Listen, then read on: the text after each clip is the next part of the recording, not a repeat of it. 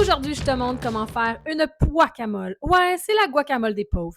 Fait que premièrement, tu vas prendre ton robot puis tu vas te mettre une canne de pois chiches puis des petits pois. Ouais, ça va remplacer tes avocats. Parce qu'on va se dire, ça coûte cher un avocat, surtout en hiver. On va rajouter à ça une huile aux herbes. Ben là, tu te dis, mais là, j'ai pas ça, moi, une huile aux herbes. Ben non, on va la faire. Donc, dans ton blender, ouais, je sais, c'est beaucoup de vaisselle, mais on va sauver de l'argent. Tu vas mettre un oignon, de l'ail et ben des herbes. Là, tu me dis, ben sauver de l'argent puis acheter ben des herbes, c'est super cher. Prends un paquet mix de même. Ils disent que c'est pour faire des pâtes, là, mais moi, je pense que c'est vraiment bon pour faire une guacamole. Parce qu'on va se le dire, si tu prends 4 paquets d'herbes différentes, ça va revenir cher.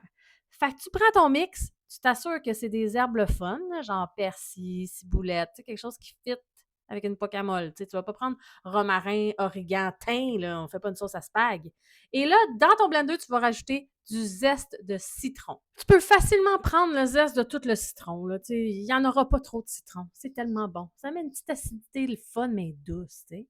On rajoute du sel à ça et on ferme le blender. Là, c'est sûr que quand tu vas commencer à mixer ça, ça va jammer. Il n'y a pas de liquide. Je le sais. On veut juste comme mélanger une petite affaire. Et après, oh, ingrédient magique, on va rajouter de l'huile. Et là, ben, c'est une huile aux herbes. Fait que n'aie pas peur d'en rajouter de l'huile. C'est à peu près une demi-tasse, tu sais. Mais tu sais, tu mets de l'huile, tu blendes, t'arrêtes, tu décolles les bords, tu recommences. Tu sais, jusqu'à temps qu'il y ait une belle consistance, parce que ça ressemble à une huile aux herbes, tu sais. De retour auprès de notre beau robot qu'on est en train de mettre des pois chiches, des pois, et là, on a mis l'huile aux herbes que tu viens de faire, et on va mettre de la levure alimentaire. Je sais bien, il faut mettre de la levure alimentaire, pas le choix. Un peu de sel et on blend. On veut consistance guacamole, tu sais. Fait que tu mélanges, t'arrêtes à un moment donné, tu décolles les bords parce que, tu sais, on veut pas qu'il y ait des motons sur les bords qui sont oubliés là. Tu goûtes et bien sûr, tu vas sûrement reblender. Puis, une fois que c'est bien blendé, dans le fond, ça devrait être la texture comme ça, là, guacamole style. On va rajouter du jus de citron. Ouais, il n'y en a jamais trop de jus de citron. On veut une guacamole, fait qu'on met les ingrédients typiques guacamole. Poudre d'ail, poudre d'oignon, cumin et un peu de poivre. T'aimes pas le poivre? Mets-en pas, simple de même. Et on va rajouter du sel parce que ça prend du sel. Ouais, c'est ça. Avec ma baguette magique, je rajoute l'ingrédient magique, le sel, et je reblende. Mais techniquement, la texture est à notre goût. Fait que c'est pas long, là. Tu blendes juste pour dire que les épices sont partout.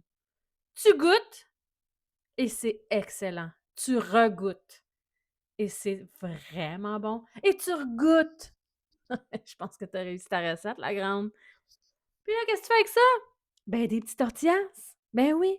Tu peux manger avec des chips, il n'y a pas de problème, là. Mais tu peux prendre un petit tortillas, mettre de la guacamole, mettre ta protéine, ça c'est de la protéine de pois. Ouais, thème pois, là. J'ai mis une petite salade de choux, un peu acide, une petite salsa maison, puis j'ai mis des petits poivrons. Puis là, j'ai rajouté des petites olives. Non, non, mais j'étais wild, là. J'en ai mis du stock. J'ai rajouté de la guacamole, puis du fromage vegan. Hey, that's it. Je peux-tu te dire que je me suis régalée? Ça goûte pas la guacamole, mais c'est bon en maudit. Hey, bon appétit!